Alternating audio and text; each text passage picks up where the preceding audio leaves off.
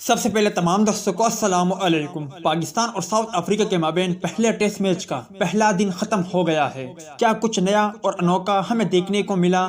آج کے زیر نظر ویڈیو میں آپ بھائیوں کو اسی بارے میں بتائیں گے، مگر مزید تفصیلات کی طرف بڑھنے سے پہلے اس ویڈیو کو لائک کریں اور کمنٹ سیکشن میں آپ بھائی اس اپڈیٹ کے متعلق اپنی رائے کا اظہار ضرور کریں۔ سب سے پہلے اگر بات کریں تو پہلے ٹیسٹ میچ میں عمران بٹ اور نعمان علی نے ڈیبیو کیا، جو کہ انتہائی شاندار تھا۔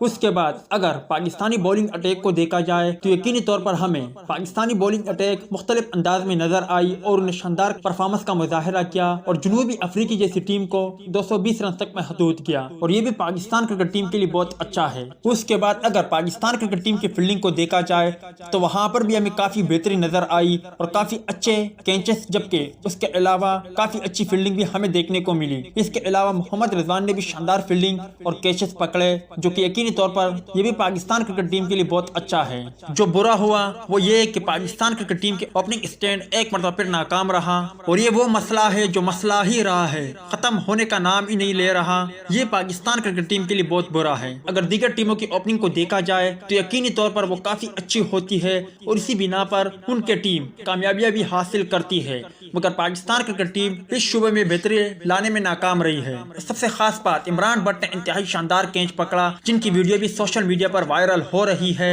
اور یقینی طور پر اگر پاکستان کرکٹ ٹیم اسی طرح کی فیلڈنگ کرتی رہے تو پھر پاکستان کرکٹ ٹیم کسی بھی ٹیم کو ہرانے کی صلاحیت رکھتی ہے اور کسی بھی ٹیم کو ہرا سکتی ہے۔ تاہم اس کے علاوہ عابد علی نے کیچ بھی ڈراپ کیا، مگر اتنی مس فیلڈنگ ہمیں یہاں دیکھنے کو نہیں ملی جو نیوزی لینڈ کے خلاف پاکستان کرکٹ ٹیم نے کی تھی۔ 33 رن پر پاکستان کرکٹ ٹیم کے 4 کھلاڑی آؤٹ ہے۔ اب بھی پاکستان کرکٹ ٹیم میچ میں واپس آ سکتی ہے۔ آپ بھائی مجھے کمنٹ سیکشن میں اتنا ضرور بتا دیں کہ ان میں سے سب سے بہترین مومنٹ آپ کو کون سا لگا۔ اس حوالے سے کمنٹ سیکشن آپ کے کمنٹس کا منتظر رہے گا۔